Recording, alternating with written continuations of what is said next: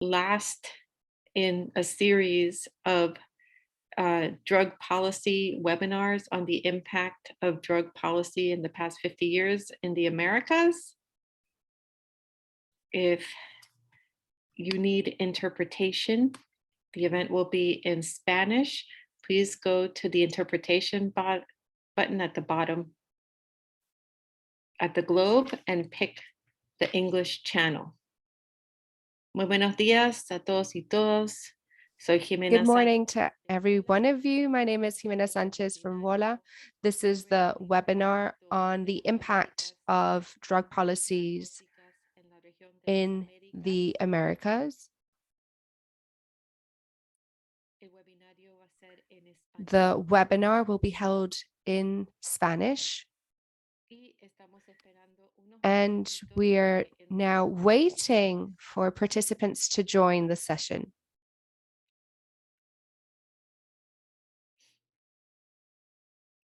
For those who are just joining us, Jimena Sanchez from the Washington Office on Latin America. This is the webinar on the impact of drug policy on human rights in the Americas. If you need interpretation, please go to the bottom of your screen, the interpretation button that looks like a globe, and put the English channel. We're just going to wait a few more minutes to allow others to enter.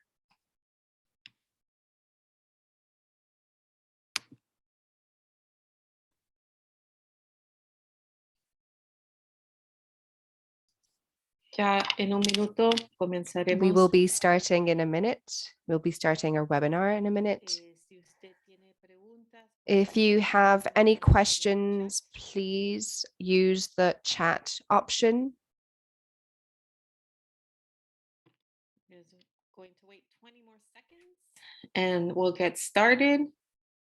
And throughout the webinar, if you have questions, please write them in the chat.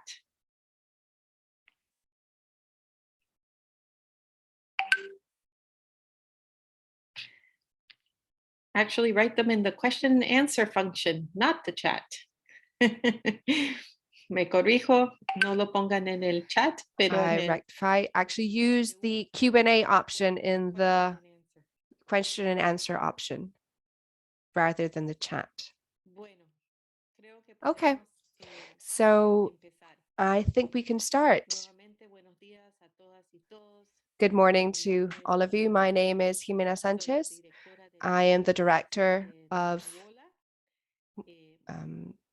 the section of human rights in WOLA. It's a pleasure for me to be the moderator of this last session of a series of sessions that our drug program in WOLA has been holding in the past months to commemorate the 50-year anniversary of the war on drugs in the Americas.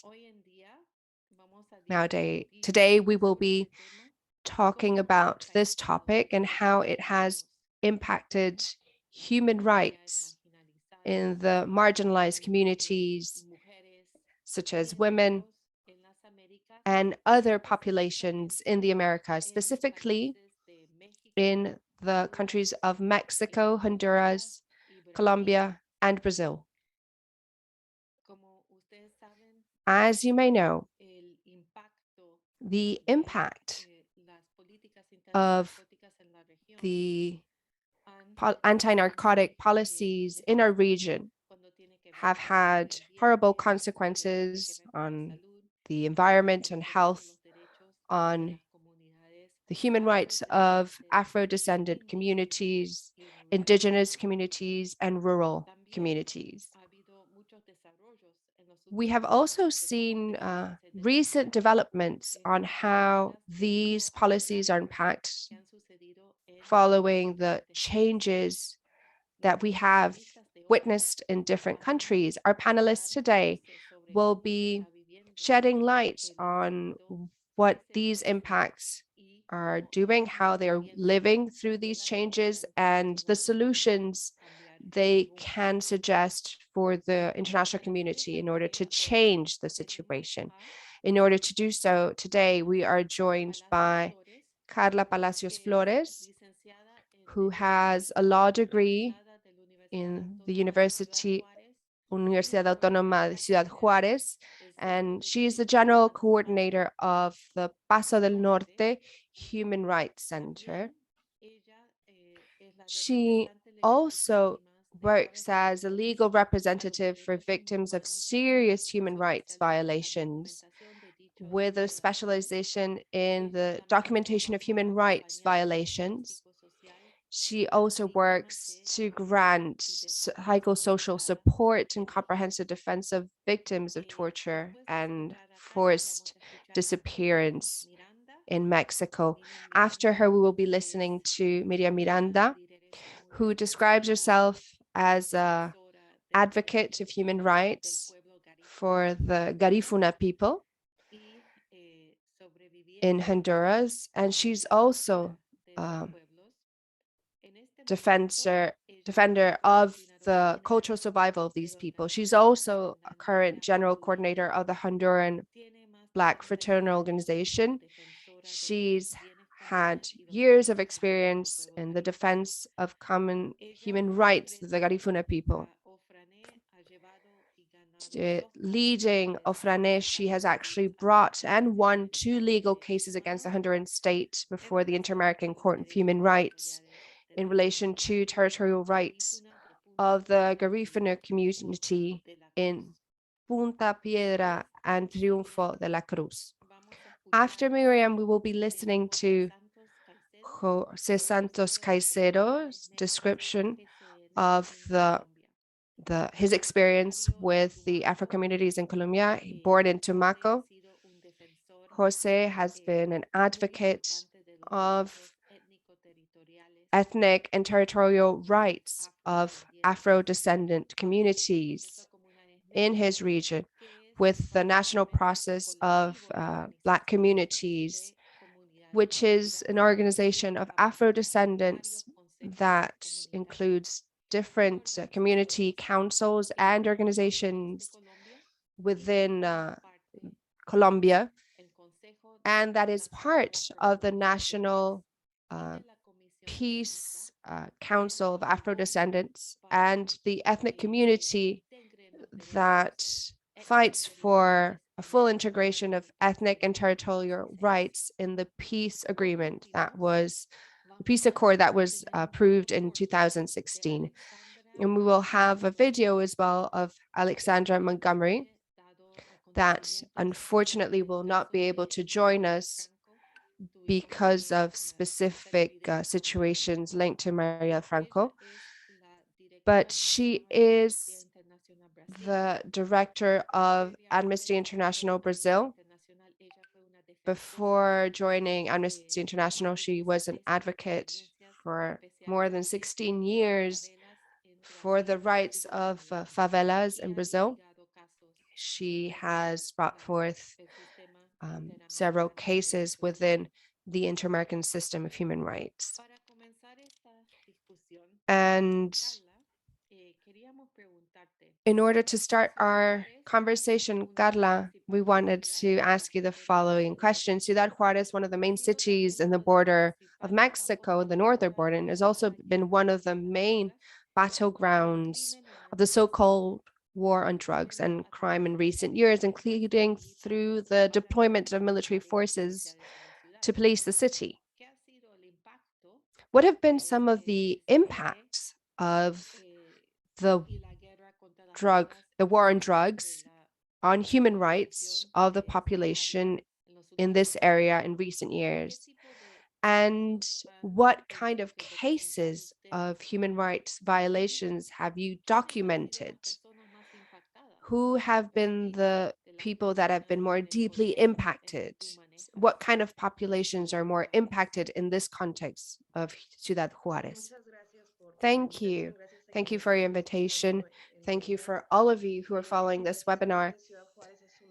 In fact, Ciudad Juárez is one of the cities that has suffered more extensively as a consequence of that imperative of Chihuahua that impacted several areas in the country that included the participation of federal forces, military forces, and local authorities for the fight against crime, organized crime, with uh, within that context of drug trafficking.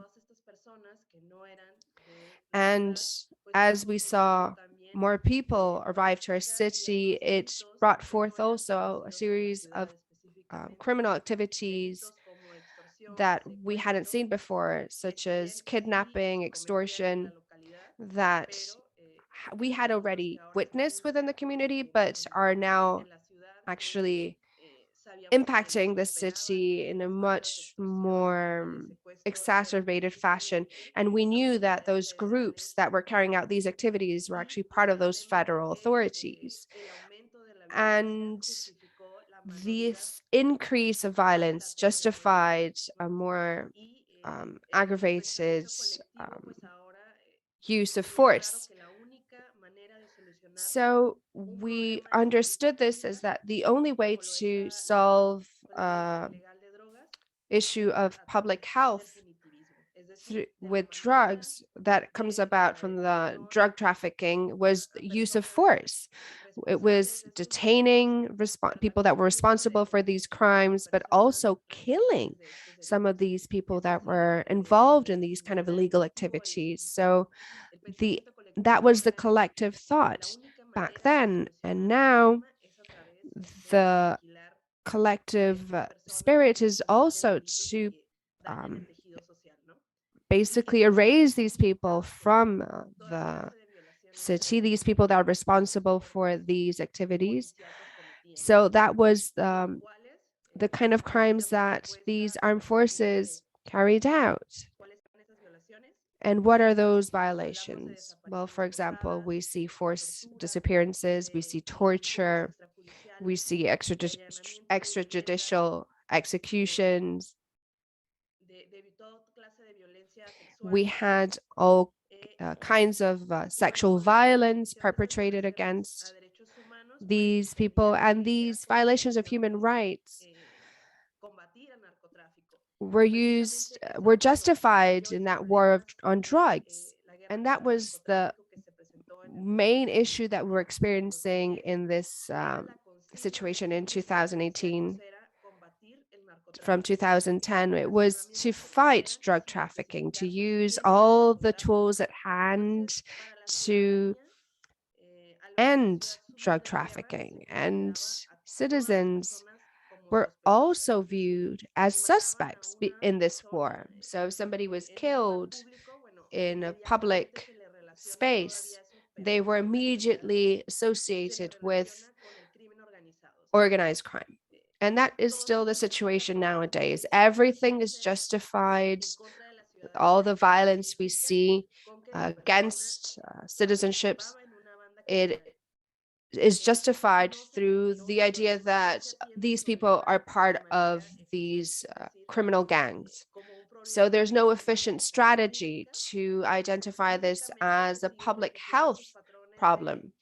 And we continue to see that reiteration of use of violence to put a stop to these drug cartels, with the idea that this will put an end to the existence of these illegal groups in the city. So if we use violence, we're going to reduce drug trafficking, and there's no measure to prevent or to reduce demand.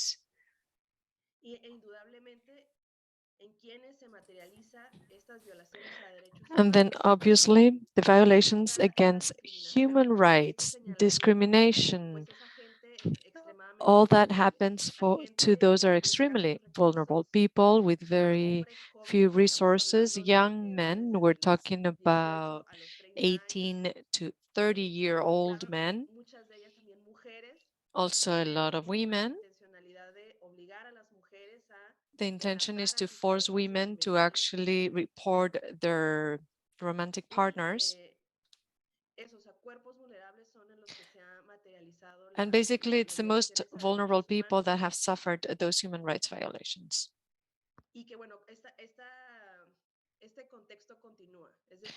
This is the context, and it continues to be so. People continue to believe that the only way to fight drug trafficking, to combat this type of problem of health issue, is through punitive actions, through the annihilation, through the killing of all these people that are committing these crimes.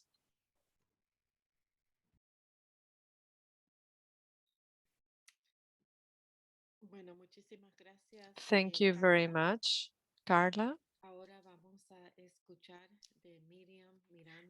Now I'm going to offer the floor to Miriam Miranda from Ofranet, Honduras. Miriam, after the coup d'etat in 2009, Honduras suffered a process of political degradation, which led to strong militarization of the country and a considerable increase in the activities of organized crime and levels of violence. What has been the impact of these actions, and who are the people most affected by these actions? We've also heard that in the Cortes port on the coast, where we see most of the Garifuna population, there's been high levels of flows of those chemicals that are used for synthetic drugs, and a lot of the persecution and human rights violations of the Garifuna people have been by authorities involved in working with transnational companies in the development of these projects. What has been the impact of all this in the Garifuna communities? And finally, if you could talk a little bit about the following. There's been a huge change in Honduras lately. We've seen more drug trafficking activities in with government institutions involved, and this was clear when we saw that leaders of the military and the government were involved, including former President Juan Orlando Hernandez and his brother. Now we have a new president, Xiomara Castro, and she's pledged to fight corruption and impunity in the country.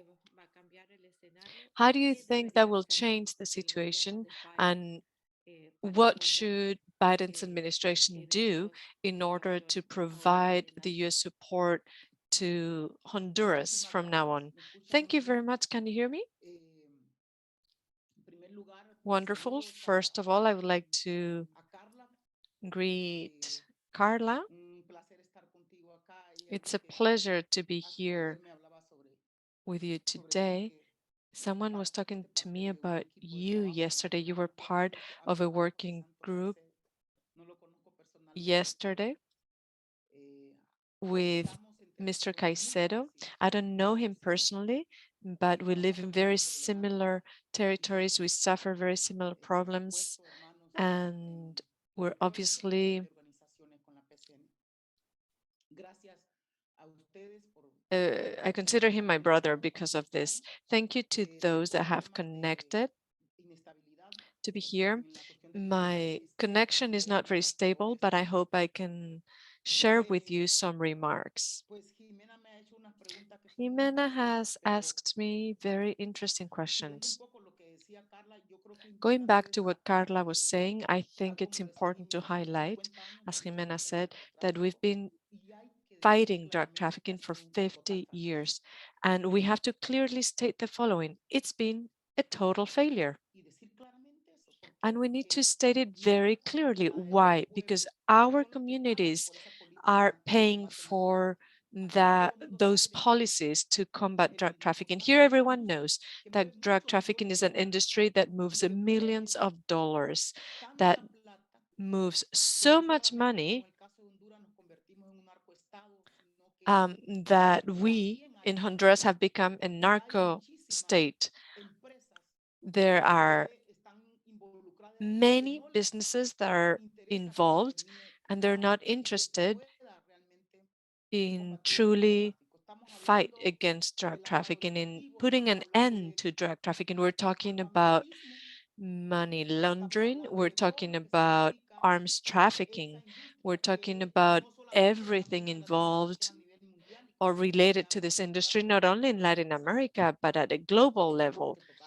This is a public health matter and it needs to be addressed. And regarding Honduras, because of its strategic location over the last decade, it's become the space where we see a lot of transit of drugs. It's clear that since the Garifuna people is located on on the Atlantic coast,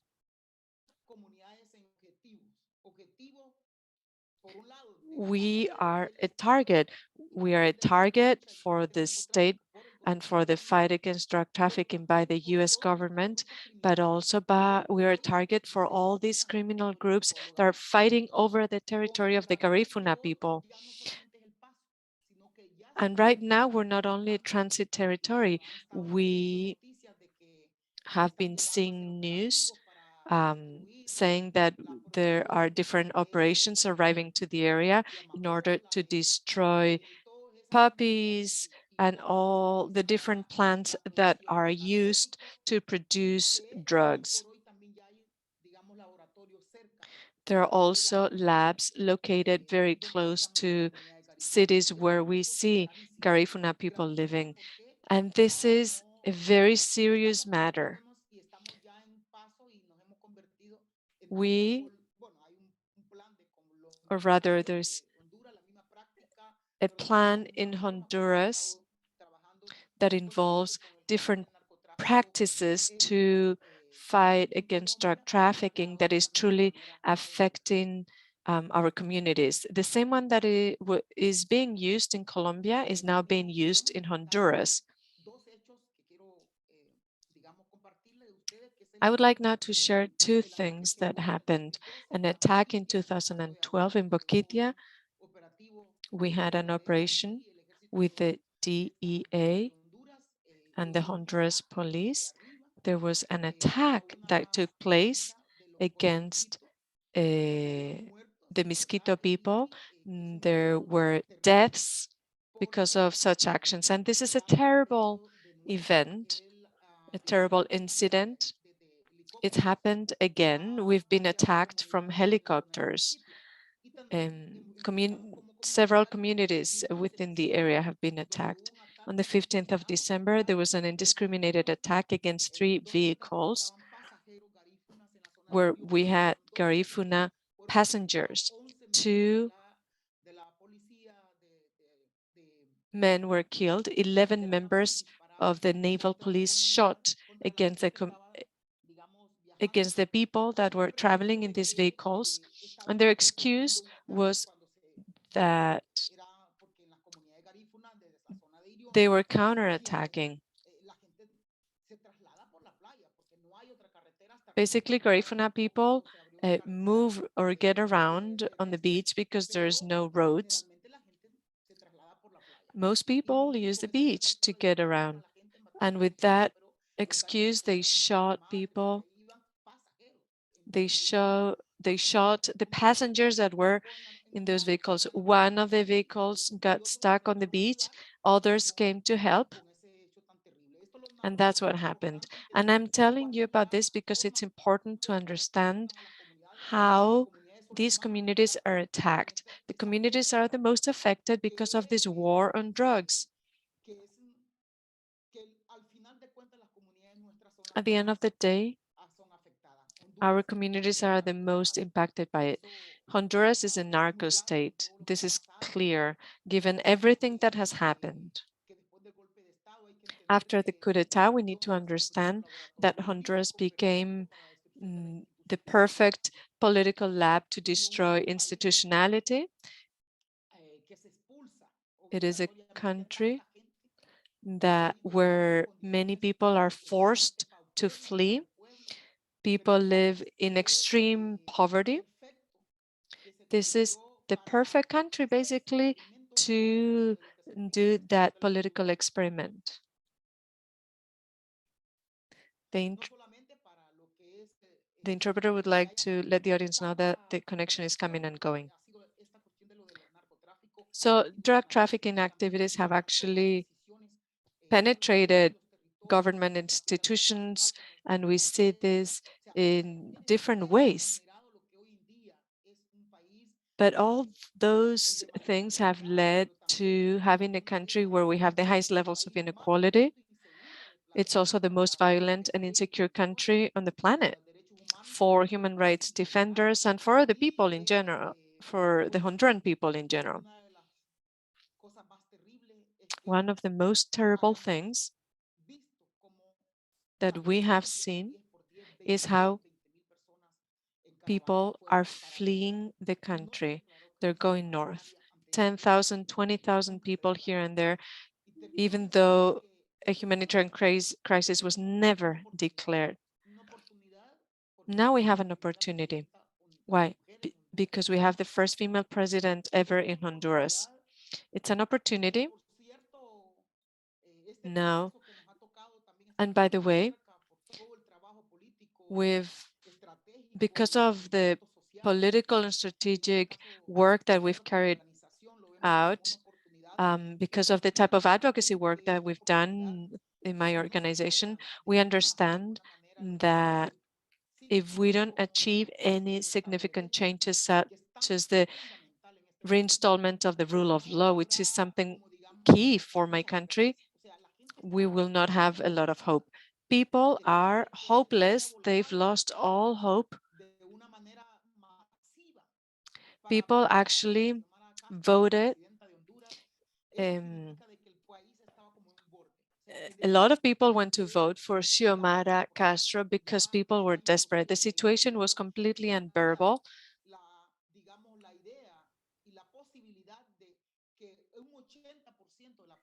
80% of the population, of the Honduran population, was considering to leave the country. And we need to understand, it's been 12 years where we've seen a narco dictatorship, a very serious situation for the Honduran people. Right now, there is hope because of the new president, but we need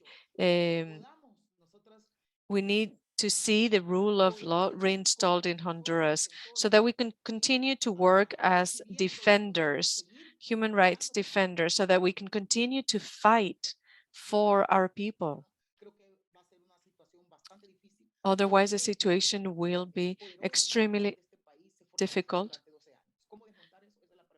because dismantling all the institutions that were developed throughout the last 12 years will be very complicated. Thank you. What Miriam is describing is extremely serious, but like she said, there is an opportunity now. So hopefully we'll hear in the future more about how things will be unfolding. Now I would like to offer the floor to Jose Santos Caicedo. The situation in Colombia has been very serious in terms of the impact of the war on drugs. Colombia, however, is always full of contradictions. On the one hand, Afro communities have actually resisted the anti-drug policies, and they've actually implemented their own measures in order to try to stop such negative impact. Colombia also signed a peace accord, which became the first accord in the world that has a chapter in order to try to see how all this damage could be reverted, and also to try to see how drug trafficking is affecting different structures. What has been your experience in your organization? What has been the impact on the communities that you represented, and what do you think could be done right now? Thank you, Jimena, for the invitation to talk here today. Greetings to the colleagues that took the floor before me.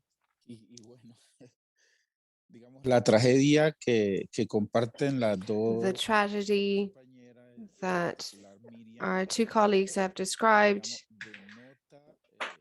shows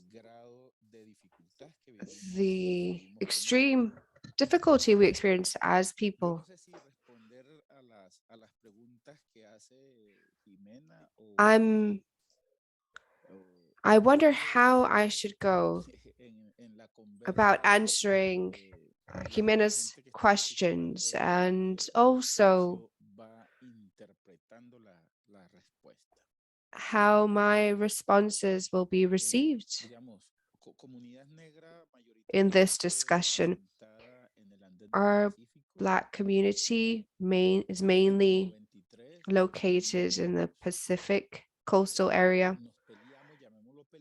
In 2005, we fought for our recognition as an ethnic group, and part of that recognition comes with handing over those land rights, those collective rights. And we saw communities between the Caribbean and the Pacific coastline that were not recognized legally and were not given that legal ownership because of those coca leaf crops, and paramilitarism had already expropriated them from those rights. So this means that they're living and fighting for those rights outside of their lands in that region that is in the northern area of the Chocó region. But those of us who are in the southern regions in the border with Ecuador were not aware of what they were going through, what they were facing, and continued with our initiatives. But years after, we saw the influx of a greater number of coca leaf growers, and our areas also saw how there were a greater number of crops. The problem isn't these crops. The problem is drug trafficking and the policies implemented against drugs. That is the issue at the core of our problems, because when it comes to these crops, specifically Afro-descendant Black communities have offered alternatives. For example, if the people are from these areas that are being forced to grow crops, we can contemplate options for an eradication that is local, that is autonomous, without police intervention, without the intervention of that anti-drug policy that has been promoted through institutionality. But in order to do so, we need guarantees.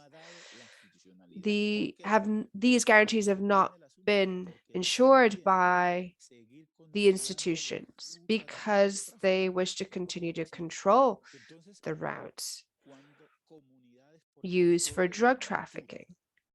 So, for example, in the case of Buenaventura, next to the river Gurmangui, have understood that because there are illicit crops, as they are described, their lands are at risk and they have not received institutional support. Communities have actually fought against these armed forces. And in 2018, we realized that the FARC was promoting crops in the lower part of the region next to the river Gurmangui. And we called them out. We said, you are promoting this growth. You either eradicate yourself or we do it ourselves. But the FARC commander said, it's up to you to decide. And as communities, we organized. And exercised our autonomy in order to replace those crops. But this has not been backed by the government or by institutions. Governments are paramilitarized and have been deeply influenced by drug trafficking as well. And if we talk about the disappearance of those leaders in the Gurmangi region, it speaks to the presence of these illegal crops, but those groups that have recycled into different formats continue to defend that we need those crops. And as the saying says, these armed forces and these police forces are working hand in hand. They coexist, they conspire. When the marine forces are at a hand's length, as we say, they do not control the situation. In Merisalde, in the river Naje, they have a headquarter, and the community surrounding it is covered in illegal crops. And we wonder why the Navy does nothing about it. And our answer is that the river Naya is a route for drug trafficking. Why are they not putting an end to drug trafficking through that route? Well, the answer is that the armed forces can also control that route and benefit from it. And we can continue with similar examples.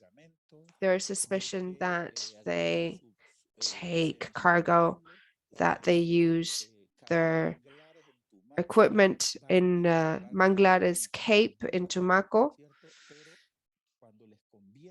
They arrive until other regions, but whenever it's beneficial to them, they destroy the cargo. But if not, they confiscate.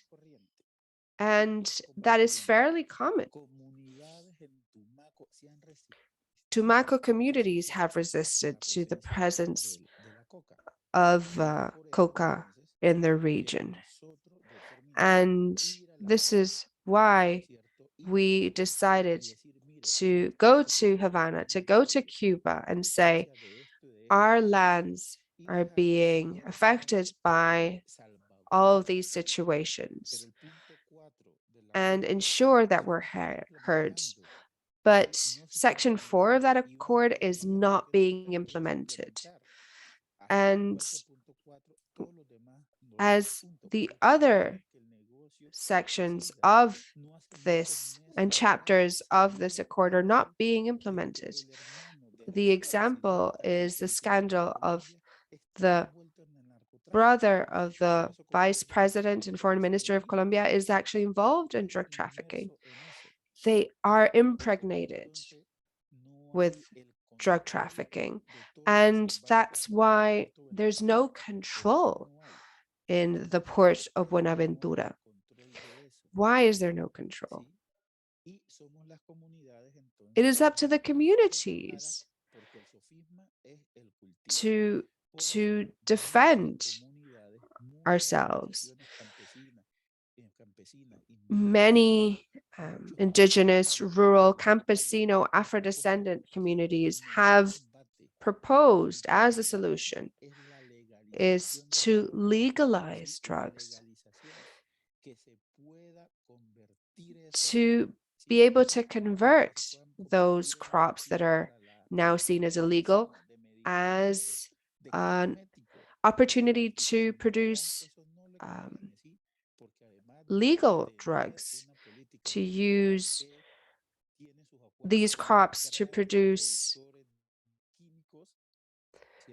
other chemical compounds. But this comes in competition with other producers of chemical compounds like glyphosate, because this response coming from the communities has no value to them.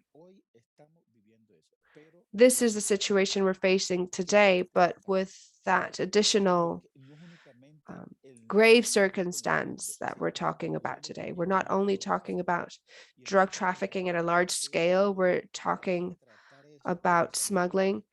And this is something we have to treat as a public health problem, because it's turning our youth into consumers as well. We need to control everything, but they also want to control our areas. And they have as a goal to also destroy our social process. And this comes with involving our youth in the conflict in order to create turmoil. And in this turmoil, they can find opportunities to benefit. I can go on forever, Jimena. As you have to leave a little bit earlier, I wanted to ask you about your experience with Black communities as when it comes to eradication through air fumigation. Yes, thank you, Jimena, for your question. And we have opposed to that fumigation and that forced eradication of our crops. We oppose to that. We're using Convention 169 of the ILO, and there are a lot of rulings that establish that institutions need to consult communities before implementing these measures. But the institution really doesn't care.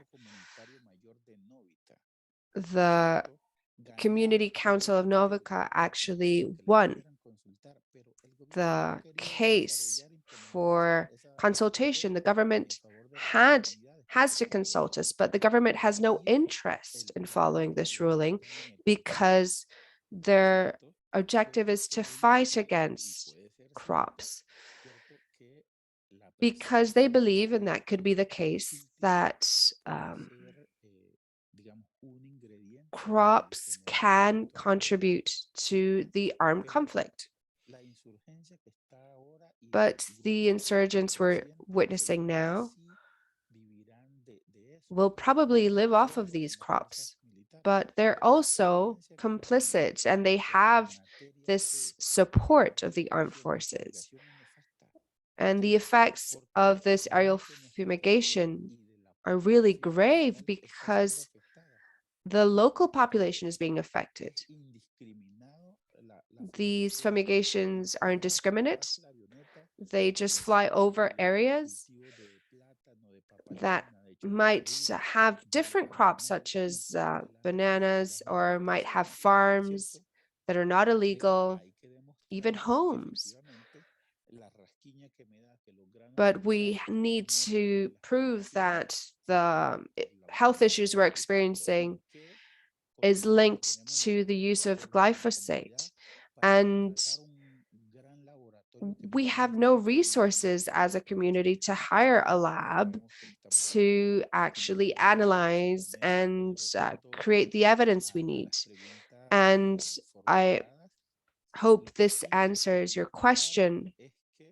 And before this, I still wanted to highlight that the community, our community, has the solution, proposes a solution to legalize drugs as a means to fight against illegal drug trafficking. And we can reach a national agreement.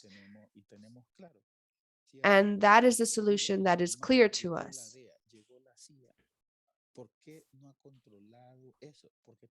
The DA arrived there, the CIA. How come they couldn't take control over it? Well, the situation is worsening on a daily basis. So regarding that question about eradication and fumigation, instead of decreasing the number of crops, they've increased. Millions of dollars are invested in this anti-drug policy, and crops have actually increased. When campesinos, Afro-Indigenous people are actually the weakest link of all. How much do they get for a coca base? How much money? Very little money.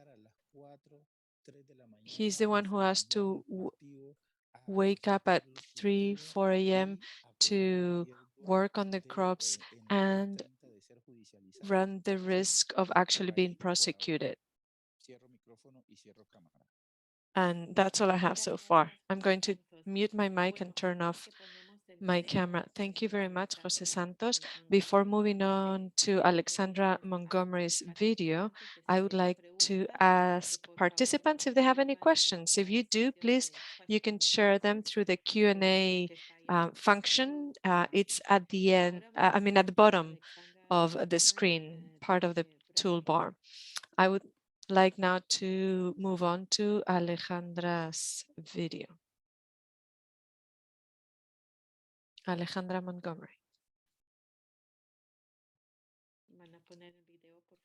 Could you please play the video? Thank you. Hola a todas y a todos. Mi nombre es Greetings Alexandra to you all. Montgomery. My name Soy is directora de Alexandra programas de Montgomery. Amnistía I'm Program Internacional Director Brasil. of Amnesty Les vengo a International. saludar y a I'm here disculparme por to no poder estar con ustedes en vivo en el greet evento you, and I would like organizado to por WOLA. apologize for not being Agradezco part por la of this event invitación y organized by por el WOLA. espacio. Thank you for the Les invitation and quisiera for this space. compartir I would like cómo to la share with you militarización de la how the guerra contra las drogas militarization of the ha war on resultado drugs en la has muerte actually resulted in indiscriminada de the personas que viven en indiscriminated las favelas y áreas deaths of people that marginalizadas live en Brasil. in the favelas and Como ustedes marginalized saben o areas in deben de Brazil. As saber, you know, Brasil or enfrenta you un should know, problema Brazil estructural de is violencia y facing a criminalidad. very serious Entre structural enero y problem noviembre with del año violence and pasado, criminality. la Between policía January de and Río de November of last Janeiro, year, la segunda the que más mata en police Brasil, in Rio mató a de Janeiro, the second most deadly 1.298 police force personas. in Brazil, Eso es killed 1,298 people. 164 That personas is nada más que la 164 people policía de Estados more Unidos than the mató US en todo police un people país, killed 8.000 in veces an más grande entire en country, extensión which is territorial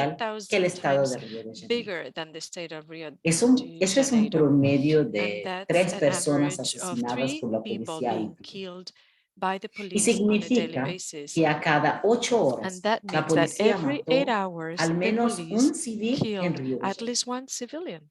Las altas cifras de letalidad The están directamente conectadas These high al modelo de numbers enfrentamiento y are combate directly al related to crimen the implementado por model el Estado de of Brasil, engagement and fight que es against crime basado that en is la implemented lógica by de la Brazil. guerra en It's contra de las based on the drogas. logic of the war on Para drugs. eso prioriza, y esa guerra, esa They visión, esa prioritizes, and this war política, on drugs just shows it. prioriza acciones y operaciones policiales Prioritizes militarizadas actions, con el uso de militarized grandes actions with the armamentos, use of de heavy blindados terrestres, de weapons, helicópteros en armored favelas y vehicles, periferias helicopters de in grandes favelas ciudades. and marginalized areas in Ese big modelo cities. de política militarizada This de seguridad pública militarized tiene policy una model aplicación for selectiva public a security determinados territorios. Se ha targets certain dirigido a las territories. favelas y áreas They pobres y target marginalizadas. favelas as well Son as poor territorios donde el and Estado solo marginalized llega areas. a These través de territories su parte, su brazo, su sesgo de represión del crimen, only have con the el que presence se of the pretende state through justificar la violencia y la masacre. repression Pero of no crime. logra They try to garantizar justify ese Estado massacres en and esos violence. territorios But the derechos state básicos has como la no vivienda, presence with la regards asistencia to social, la providing salud, basic la rights, educación, education, el saneamiento housing, básico. healthcare, Es un modelo and violento basic y brutal sanitation. de It's a seguridad pública violent and y está brutal dirigido a poblaciones model, and it pobres en targets territorios poor esencialmente populations habitados por la in mayoría negra y pobre, areas that reflejando, por lo are tanto, basically el where poor racismo people live. institucional This shows incrustado en las institutional estructuras racism del that is Estado. embedded in Un government estudio del año institutions. 2020 A study demostró of que el 2020 showed that 86% de los asesinados por 86% la of policía en those Río de killed by Janeiro the police in son Rio de negros. Janeiro are black. En el estado de Bahía, Bahia, the state of 98% de los Bahia, muertos por la policía son 98% of negros. those killed by the El police are black. racismo mata. Racism kills. El uso excesivo de la fuerza, The excessive use las of ejecuciones force, extrajudiciales, las extrajudicial masacres, la executions, tortura y la massacres, corrupción torture, se han and corruption convertido en have prácticas become habituales en common entre practices determinados miembros de la policía. among certain members of the Y police. esas prácticas se mantienen These gracias a la practices impunidad de prevail la que thanks gozan to esos agentes y impunity, miembros de la impunity policía. enjoyed by those Ya en police officers. 1972, In Amnistía Internacional 1972, documentó el Amnesty International surgimiento y la actuación de already los documented escuadrones the de la muerte emergence en Brasil. of death squadrons in Estos Brazil. grupos eran conformados por These groups policías, were made up of oficiales police en servicio officers activo y de la that were reserva, active but que also from estaban the reserve. involucrados en el They were asesinato de involved in personas the killing of sospechosas de haber people cometido that were delitos, y suspected of having también committed a de crime, niños que vivían en las but also calles, como en children that muchos lived on the países de street, América as it Latina. happened in many Las countries in Latin actividades de America. estos The escuadrones de la activities by muerte death a menudo se squadrons llevaron a cabo often con la took aquiescencia de place las autoridades. thanks Esas to the prácticas permission of fueron government fomentadas authorities. dentro de las Those practices were instituciones policiales promoted por el within Estado a lo law largo de la enforcement década de los institution and government 1990, institutions throughout the incluso 1990s. a través de premios y Even bonificaciones en sus salarios and those con officers valores were de even hasta el rewarded through bonuses that 150% represented de up los valores de to salarios a los 150% policías of their que salaries. realizaban actos de Those police valentía, officers that como por actually ejemplo carried la out muerte those de un acts of sospechoso courage, durante una such acción as policial. killing Las ejecuciones sumarias y someone who extrajudiciales, o was sea, las suspected masacres of committing cometidas en favelas por massacres in policiales han favelas were marcado con carried out by sangre el police territorio officers. y la They've vida de marked muchas with familias. blood La the impunidad territory que se and the lives of perpetúa en the esos people. casos Impunity sirven prevails de in incentivo those para la cases. That's an repetición de incentive esas for the prácticas, repetition ya que of los such agentes se dan practices. cuenta The de que no hay agents rendición de realize, the cuentas por las officers muertes y realize that there demás is no violaciones que cometen. accountability whatsoever Mismo for those cuando se actions. pone en marcha algún sistema de Likewise, control, when there's acaba some sort distorsionado. of Un checks and ejemplo balances es la mechanism, determinación it de ends up not suspender las working. operaciones For example, the policiales decision en to las suspend favelas del police Río de Janeiro, operations in the bajo la favelas acción of Rio de constitucional Janeiro under 635. Constitutional Esa Decision determinación de la 135. Suprema Corte This de Brasil decision by del the año Supreme 2020 Court in Brazil ha from sido 2020 ignorada y has been incumplida. ignored Lo que and estoy has not been diciendo enforced. es que What se I'm ha hecho saying caso is that omiso deliberadamente de la sentencia del máximo tribunal del país. Y a lo prueba. decision by En the Supreme vigencia Court de has la been decisión 100% en el marco de la ignored. acción constitucional 635, el operativo de la Decision Policía Civil en la favela de 635 Jacarezinho by the dejó Supreme Court. 27 However, in spite of this, 27 the muertos police en mayo operation del año left pasado. 27 deaths in Y el May operativo de of la Policía Militar en Salgueiro 2020, and an operation dejó by the otros police 9. too in Sangueiro killed Es fundamental 7 controlar more la people. policía. In Los spite, like I agentes del say, of this Estado Supreme a Court cargo de la decision, it's seguridad pública absolutely fundamental to necesitan oversight, have accountability accountability and y un sistema oversight, externo de control y an rendición external de checks cuentas and para que balances las personas system, en todos los so that territorios tengan derecho a una people vida libre de throughout violencia. Brazil have the No right hay to live. incompatibilidad There's entre no ese derecho incompatibility y el between derecho the de right to no live ser and the right ejecutado por to la not be policía en el executed proceso by de the combate al police crimen. when they Muchas combat gracias. crime. Thank you very much.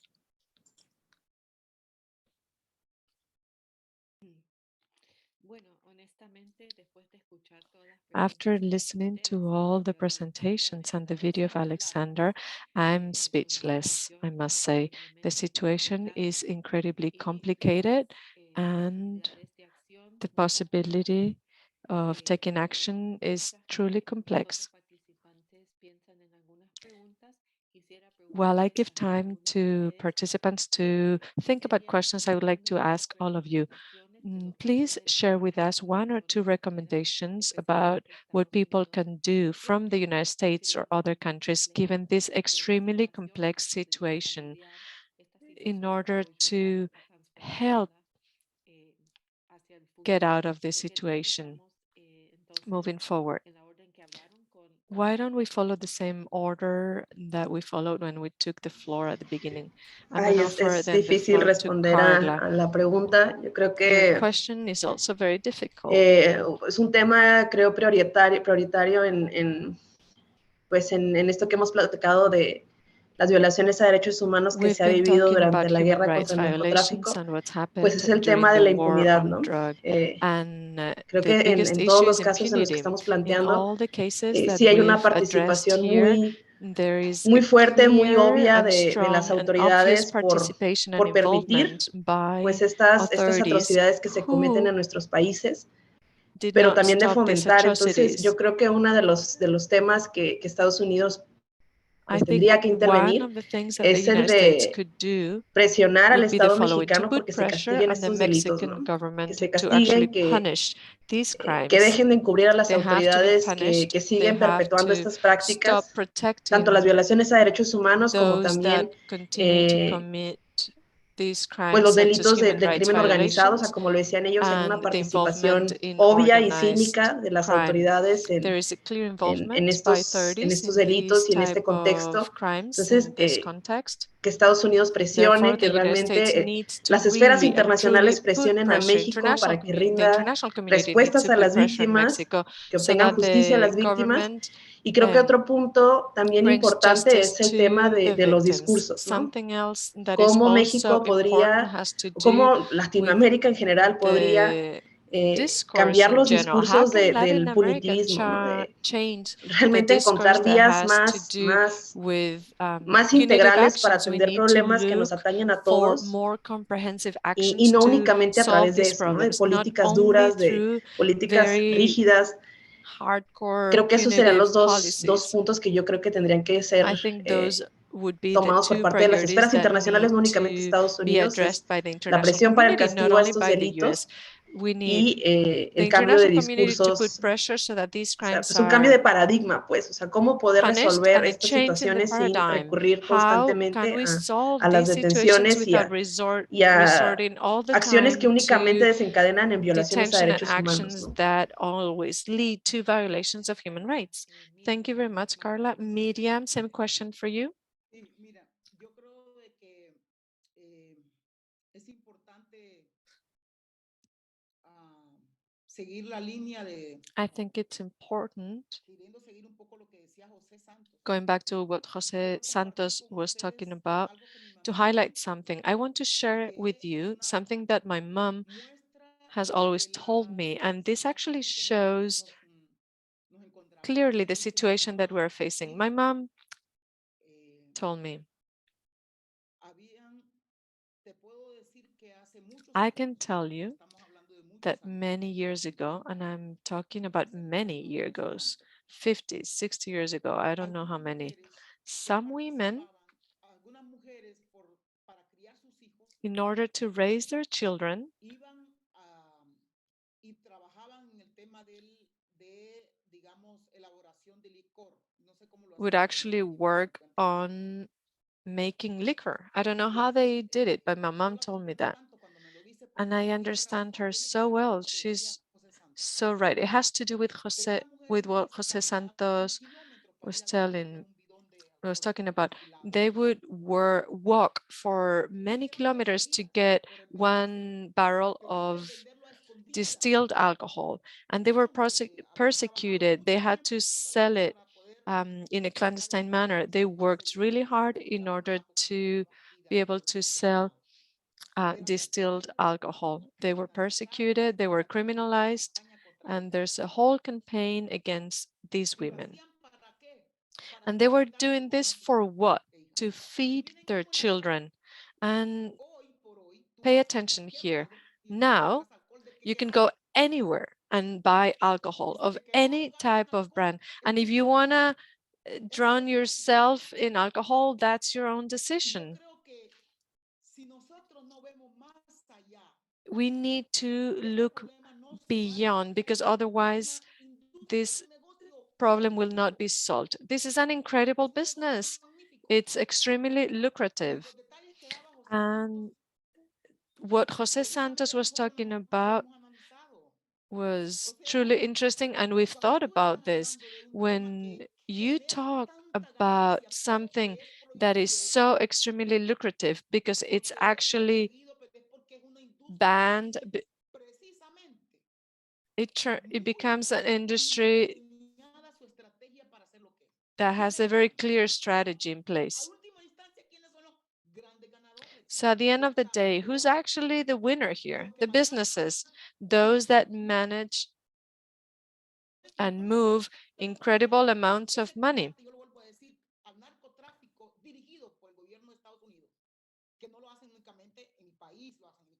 The fight on war, the war on drugs led by the United States, not only in Honduras, but anywhere else, in many other countries, is having very negative impact. Drugs are actually fabricated also in the United States. You have young people that die because they're using drugs, and these chemical drugs are being produced actually in the United States. And we hear cases of young people going through overdose or issues with their skin because they're consuming drugs that are manufactured in the US.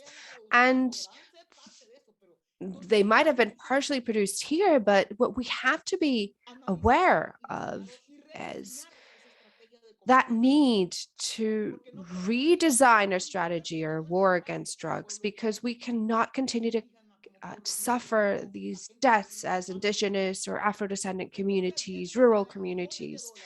So we see millions of dollars invested in the armed forces and the military, and what they do is attack our communities. And additionally, I think it's important that we understand what is behind this production. The US knows this. They know that a lot of these substances are not produced here. So the production or the growth of poppies or coca leaf has been criminalized in our communities. And there's a lot of work that has been done. Specifically, we've heard the cases of our colleagues, the indigenous communities of the Amazon region, that have seen how communities have been criminalized for growing these coca crops because it has that link to drug production. But these crops are also sacred for indigenous communities, and everybody knows that. And this is very relevant and linked to what our colleague Jose Santos has talked about, the fight of the Afro-descendants in Colombia to protect their lands, especially in that proposal that has been carried out to respect the autonomy of these communities to be able to implement their own defense strategies, because we are right now defenseless as communities faced with these government strategies. And I think it's extremely valuable to consider these proposals, the proposal that communities should decide on eradication and control of these productions, and to build systems to defend their lands, especially when we see groups that are actually fighting over our lands. And we see work being done. And I'm going to give an example. Before we said we would say, well, they're only walking through us, they're only going through our communities. But no, they need our communities now to produce. And as you said, Jose Santos, it's our youth who's exposed to this. There's an erosion of the social network. And this is something that the government does not care about, because, as I mentioned, there's a need to reconsider the strategy against drugs. There is a need to consider new solutions. And your question, Jimena, about what I think about this industry, when we talk about a situation that is actually an industry, that is a business. When we talk about weapons, for example, let's understand this through the many levels that are involved in this industry. We have to be very clear and frank on this. Where are they pointing towards? They're pointing towards our communities and our territories. But we have to reconsider the strategy, to design a new one, to stop that constant violation of our human rights. And hopefully WOLA and other organizations that are greatly involved in these topics can actually elevate our voices and denounce the interference of the US in politics in Latin America when it comes to the war against drugs. Yes, as alcohol was forbidden in their region, in our communities, we produced charuco that is now known as el biche, the biche. And what was being produced 30, 40 years ago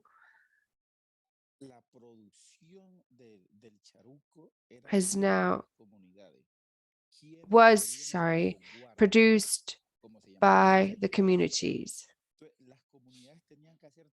Communities had to go through real hurdles to bring that product to the market, because in that case, the sellers, the liquor sellers of Nariño, for example, did not want that production to enter the market, although people preferred that traditional production. When this was legalized, everybody now is able to produce biche or charuco.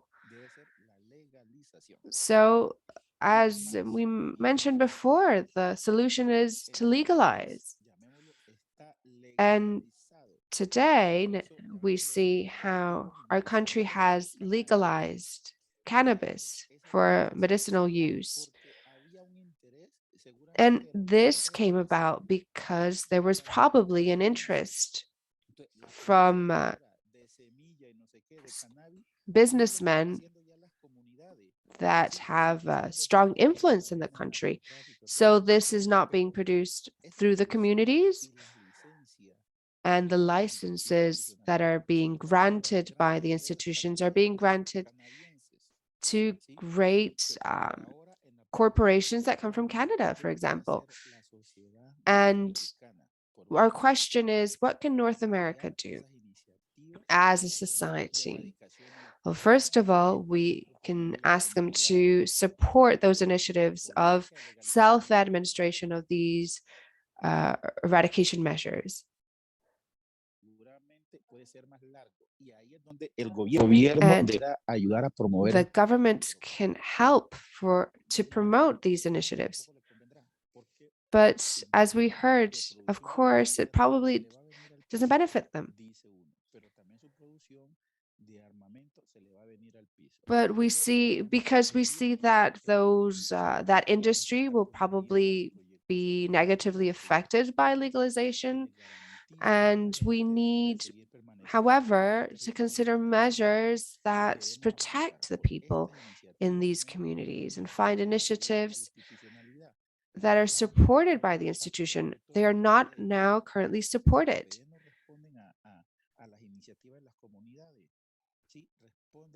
But we see how there is a prioritization of initiatives coming from corporations, not from local communities.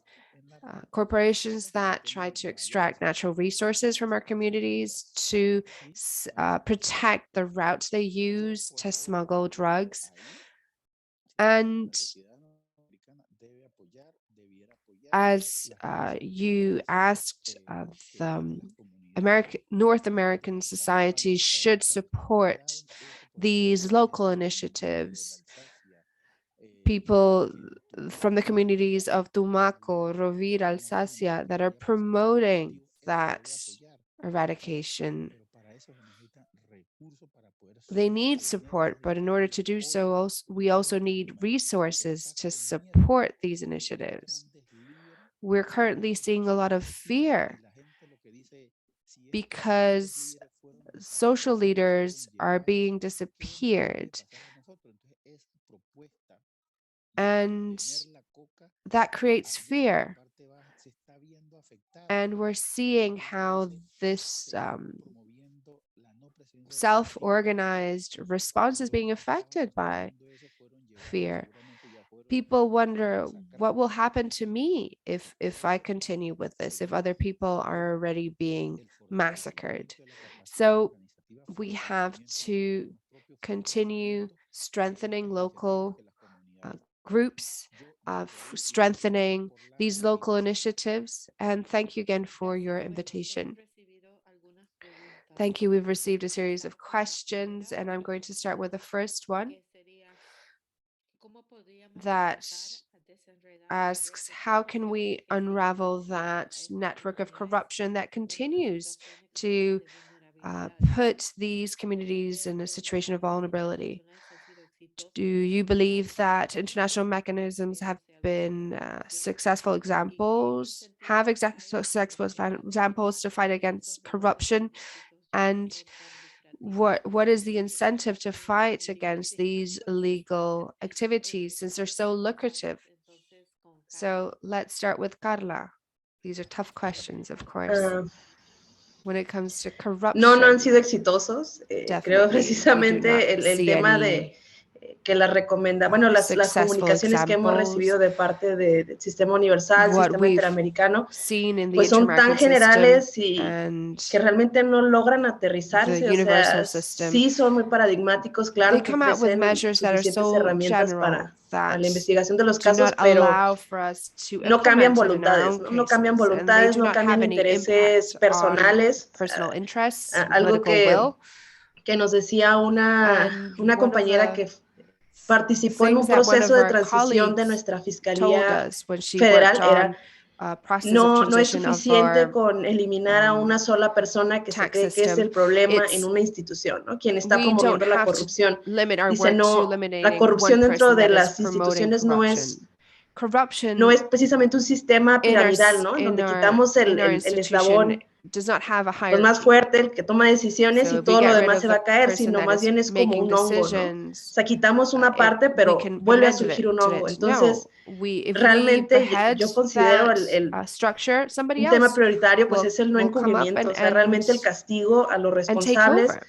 So porque la corrupción se da en todos los niveles. the O truth sea, is, hay un uso del corruption poder happens desmedido, at un abuso every completamente, level. There is an entonces abuse of power. no han sido suficientes And las the sentencias que hemos measures obtenido and rulings we've y seen sí considero pues have not la been investigación o sufficient. comisiones de verdad And these para realmente o sea, encontrar a los truth responsables, committees, pero en términos muy generales, ¿no? No solamente a una truth persona. commissions O sea, como are dar un used to ejemplo find people that are cómo no se van a responsible, tolerar estas prácticas but en that's ninguna about institución, it. ¿no? They are a Creo way que esa sería una to de las set mejores examples, however, an posibilidades que example of tendríamos. how corruption will be treated in these institutions. Miriam. I'm sorry, my internet is a little bit unstable right now.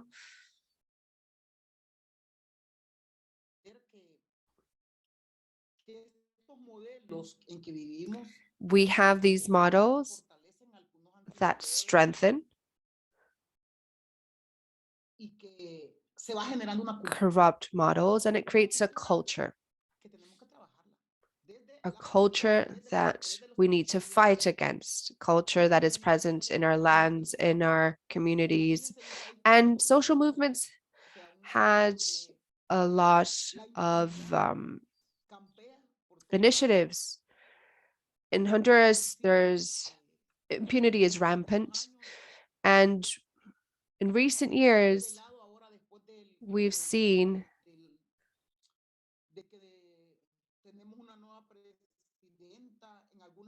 that after the assumption of our new president, there were cases of blatant corruption in the public resources. In the case of the pandemic, we've seen how they robbed millions of dollars with the excuse of the pandemic. Why do we have to fight against the culture? Because it normalizes these situations, and this has a very toxic effect on the population. And we've heard poisonous comments like, oh, this one steals less. This one is a little bit less corrupt. But listen, why do you think this person is going to be less corrupt? Why are they going to rob less?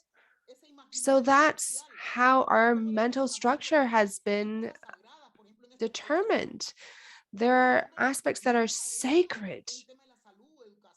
We have seen how funds that were designed to offer healthcare services being robbed as well, emptied. And we have to understand transparency within these communities, to understand that there needs to be transparency in the management of these funds and responsibility as well, not only at a government level, because this will allow us to change that mindset and how corruption is perceived.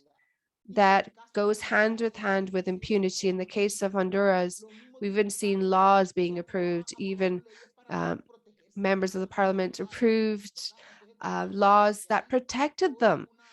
So we see a whole debate about this that need to continue to invest strategically in the strengthening of these ethical values. I'm not sure if it's ethics, but those values that have to do with that transparency and that accountability, so that those funds are managed adequately, but with that perspective that corruption can affect other areas. There is a story about someone who arrived with a briefcase full of dollars. And I'm talking about people that have millions of dollars. They go to some sort of institution, to a prosecutor, a judge. They sit in front of that person and they give the briefcase with the dollars to the person that will be making the decision. That type of decision that will be made because of that money will affect our community.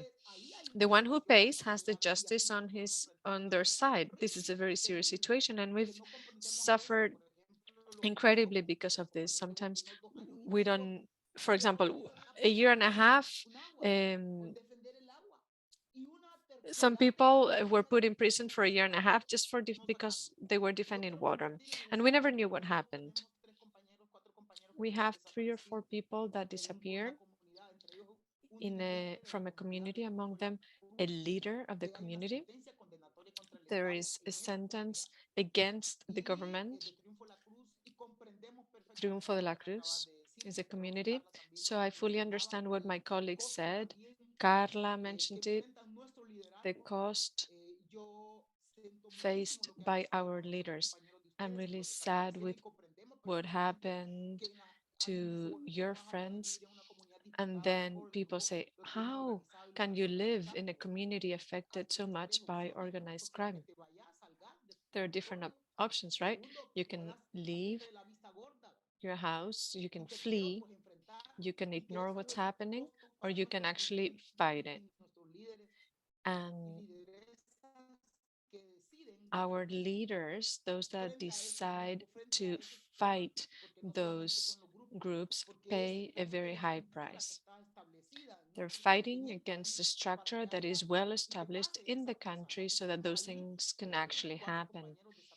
We have 4 friends that have disappeared. They were taken away from their homes, among them our friend Snyder Centeno.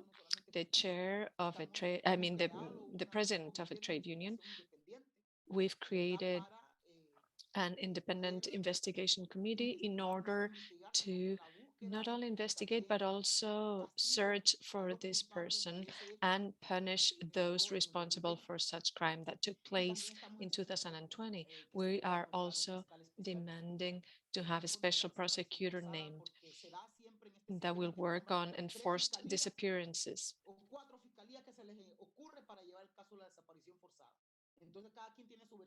Because in other cases, we've seen 3, 4 prosecutors working on one case, each one of them with a different version of the facts. So we've been working on all that.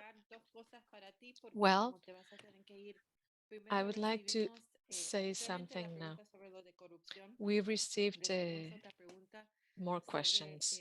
Another question from a lawyer in Turkey that has had to work on cases that have to do with mullahs, those people carrying drugs, and the disproportionate sentences that they receive in Turkey because they were bringing cocaine into Turkey. The sentence can be up to 30 years. I don't know if you have any comments in that regard. And finally, what do you think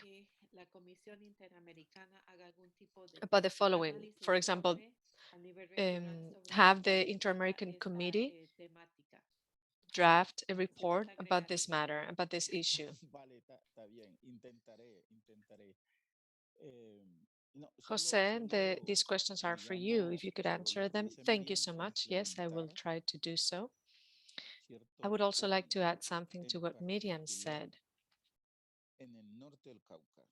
In northern Cauca, Ciudad de Buenos Aires,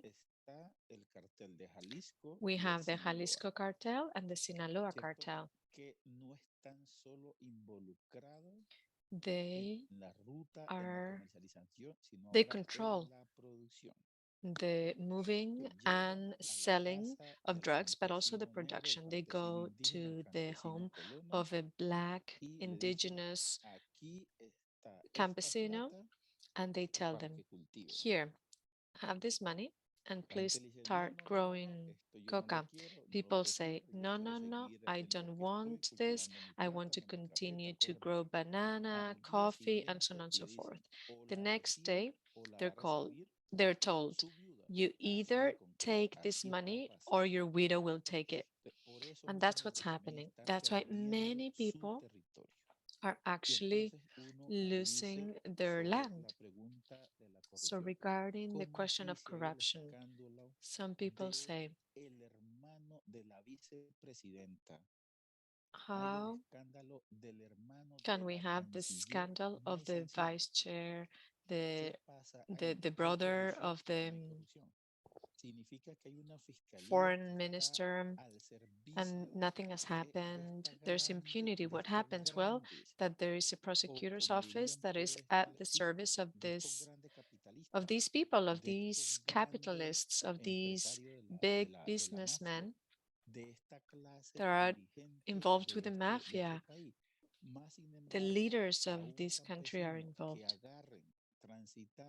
So if a campesino has 1 kilo of base coke, the 30 law is applied, that person is prosecuted and sent to prison 10, 20, for 10, 20, or 30 years. So regarding the question by the Turkish lawyer, that is the sad reality that we are seeing. And this is happening because many young Black men from Tumbaco, Buenaventura, and so on and so forth are in the prisons of Central America.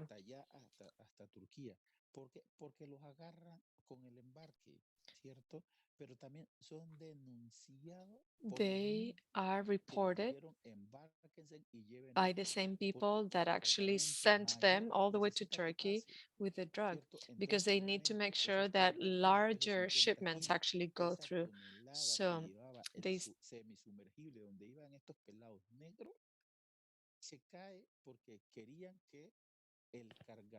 basically These are the people that pay the price for smaller amounts, while larger quantities actually make it into their destination. So how are we going to work on this? Recently, I was told, listen, there was a young man that was arrested in Central America. The mother is completely desperate. What can we do? I was asked, and I said, we cannot organize in this type of things. We need to look for a lawyer, and then the lawyer will recommend what to do, maybe through the foreign ministry, through another institution. Those people are doing that out of necessity, and also many times they are forced. They are given money in advance, and they tell them, if you move this amount of drugs, then your family will do well. And here have 6, 12, 20 million in advance. What do? They buy a house, they give it to their mom, and then they leave with the drug. Because in theory, when they come back, they're given the other half of the money. And when I'm talking about 20 million, I'm talking about 10, 20, $30,000. These young men take the risk of moving those drugs in order to get that money. And they go to Turkey, they go to Honduras, and the same thing happens in Mexico, in the Dominican Republic, in Honduras. There are a lot of black young men that do these things out of necessity.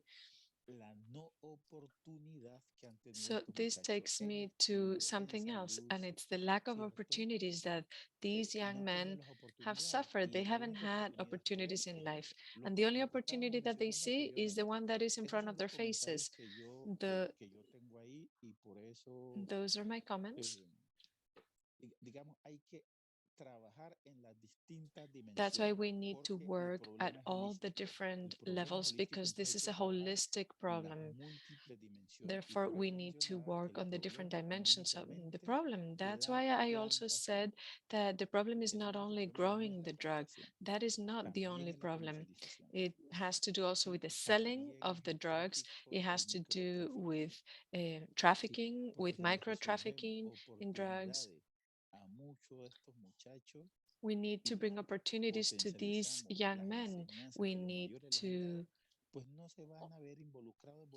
also give them opportunities so that they don't decide to get on a boat to go to Central America, Mexico, Canada, or Turkey with drugs.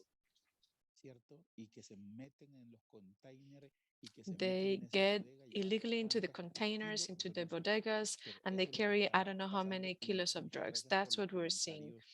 Thank you very much for all your comments. Over to you, Jimena. Carla.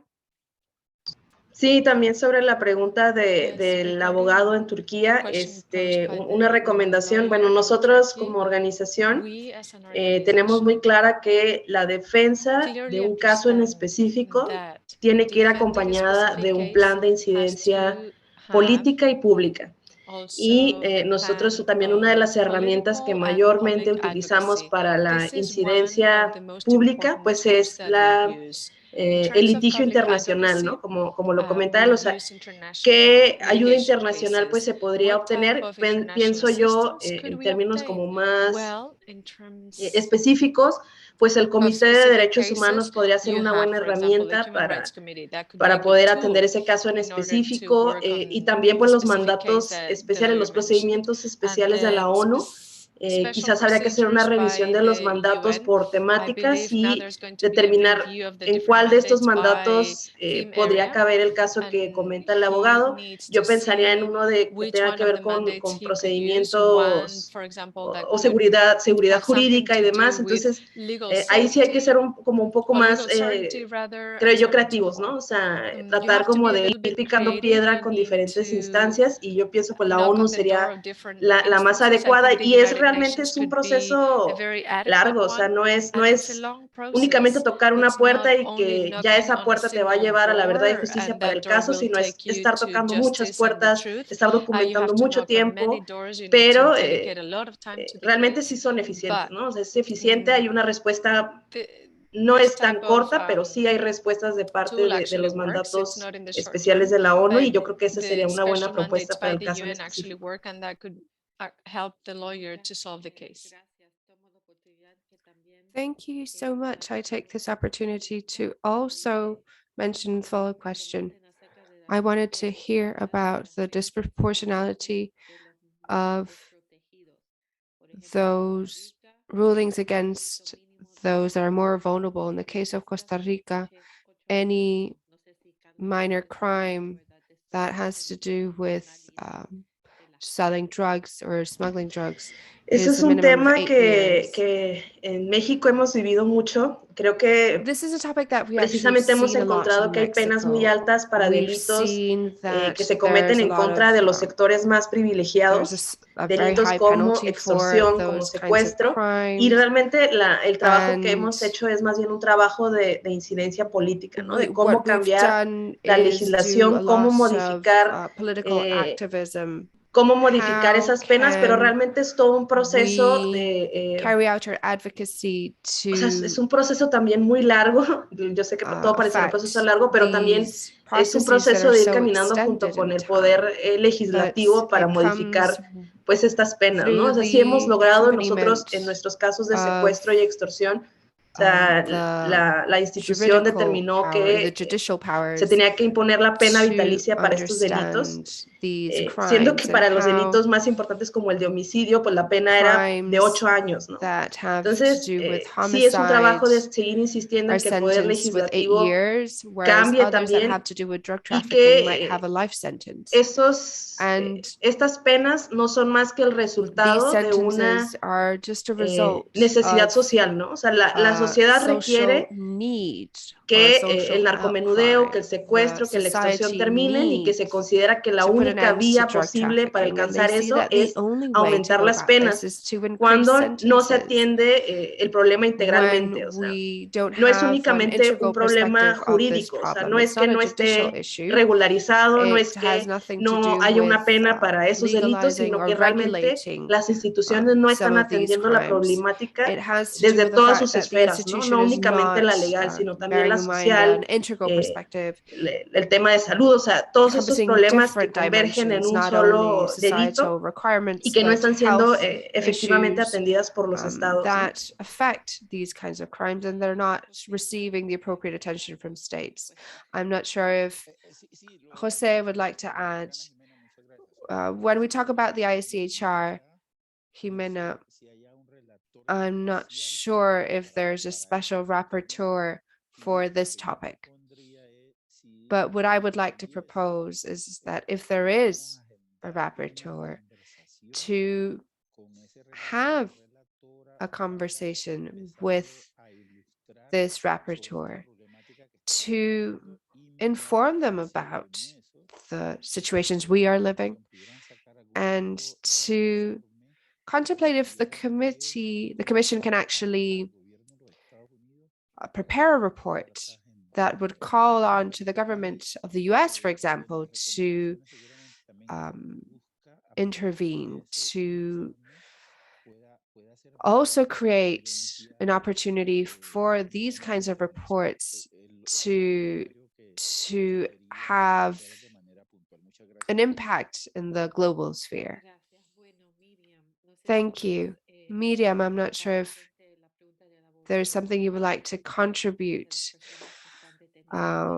when it comes to these situations of these people that are being detained in Turkey for smuggling drugs, or when we talk about disproportionality of these sentences, or if you want to talk about the Inter-American Commission. I'm sorry, but I'll have to talk with my camera off because my internet connection is very weak. But as Carla mentioned, we have to do a lot of work with advocacy. So there's a lot of aspects that do not fall under the judicial aspects or legal aspects. What we see in this question coming from Turkey, there are a lot of people that are being detained outside of their countries of origin, facing sentences that are disproportionate, people that might have been executed, in fact. And this question is a clear reflection of what we have been talking about, even the example that Santos mentioned, how the people that are the mulas, the mules that transport these drugs, that are doing the dirty work to bring these drugs to other countries. We've seen different stories. In fact, there's a TV show that I find interesting. It's a TV show in Spain and in Brazil that simulates, or they show how people have found drugs in their luggage at the airport.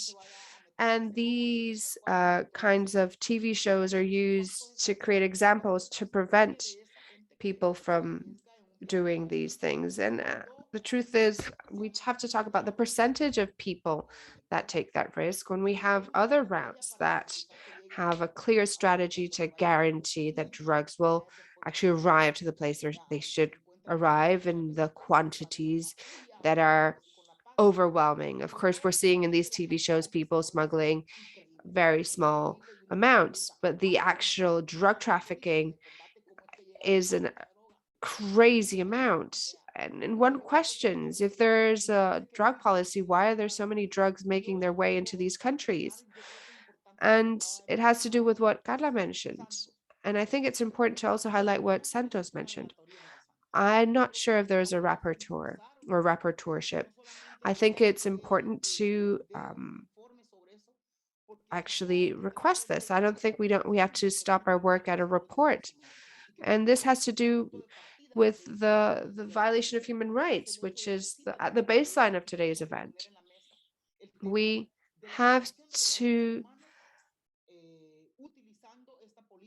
use or mention or denounce the violation of human rights under the umbrella of these drug policies. We have to be very clear about this because this is not being talked about. As I started this morning, I talked about the examples of our region with the Garifuna people. But when it comes to fighting against crime, all these young people that are being caught are seen as the main culprits. And I think it's important and worth mentioning and a debate that goes beyond what we're talking about, to create proposals, to have this issue taken seriously. We're not only talking about these crops in the fields, because the structure is so solid and so rooted in our territories. And it goes about changing that mindset when we say so and so was killed. And people think, well, they were probably up to no good. But if we talk about youth that are being killed, that's a horrible situation. And we talk about the entire context. If we go beyond how people are criminalized, how the youth is being criminalized, because everybody's seen as a gang member, everybody's seen as a criminal. And I think that is at the essence of our problems.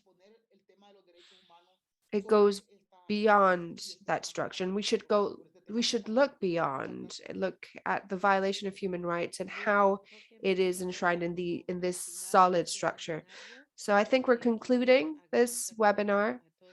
I wanted to thank you all for putting a face, a very passionate face, to these different measures that we could keep in mind to solve our situation. And let's do a final round. Well, Jimena, thank you very much for organizing these kinds of spaces, creating these spaces for us to share our opinions. Thank you.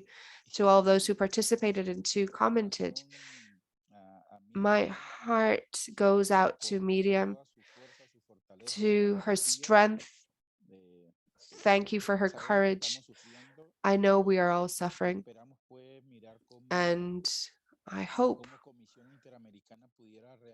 we find a way to reach the ICHR to see how receptive they are about creating a working group to talk about these topics. Carla, I send you a warm hug as well, and strength to all of you. Thank you. Carla. Sí, también. Sí, no, también muchas gracias a WOLA, a Miriam, Thank you, a WOLA. José. Es Thank you, Miriam. un placer José. poder compartir y It's a true encontrarnos pleasure también to share en la the lucha, ¿no? space with Cada you quien and desde sus to trincheras, pero share our yo digo con experiences el in our mismo fight and our espíritu, con la cause, misma pasión. with that Y creo same que spirit and that este same espacio passion es and sumamente motivation. importante. Cualquier I espacio en feel que that podamos hacer alianzas, en creating donde these kinds of podamos spaces is exponer extremely la important problemática, to be able donde to no find únicamente nos opportunities enclaustremos y to digamos es un problema collaborate, local y que no merece ser to look escuchado a nivel outside of our internacional. O sea, no, communities, realmente to estos espacios realize son that these are not necesarios. just Creo localized que problems, these are problems that are realmente tengo shared un gran among deseo different porque nos communities volvamos a and that encontrar need to para be precisamente pondered in cómo an hacerle frente international a esta context and problemática, ¿no? O sea, understand la how we can fuerza, la unión hace la fuerza solve indudablemente, these entonces problems. And I think with pues unity comes vamos force, caminando y espero and we reencontrarnos can y muchas gracias también a continue on our quienes paths. asistieron y Hopefully, pues quedamos also our pendiente, ¿no? paths will be Gracias. intertwined in the future, and we are open to continue debating. And finally, Miriam, thank you. Jimena, thank you. Santos, we are now united in our fight. Thank you, Carla. Your region is definitely one of those regions that we're following closely because of the high incidence of criminality. And thank you, WOLA, for creating these opportunities, for following up on how crops and production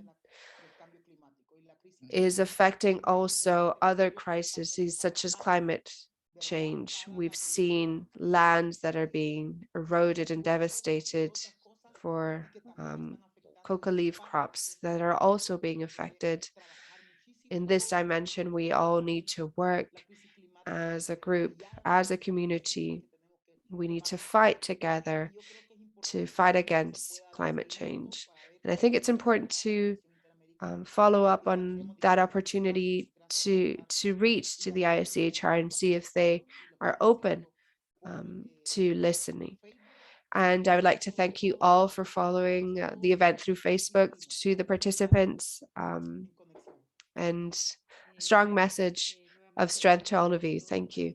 Thank you to all the participants, and on behalf of WOLA, to all the panel members. I believe that we touched upon different topics. As Miriam mentioned, we need to continue considering different dimensions such as climate change, or we should also talk about what was included in that peace accord in Colombia that set a precedent at an international level, and that many countries are using this as a reference, but that those different countries are also responsible in this situation. And I feel that this accord opened up the dialogue to essential topics. I think we can continue working towards the future, and I wish you all a great day. Thank you.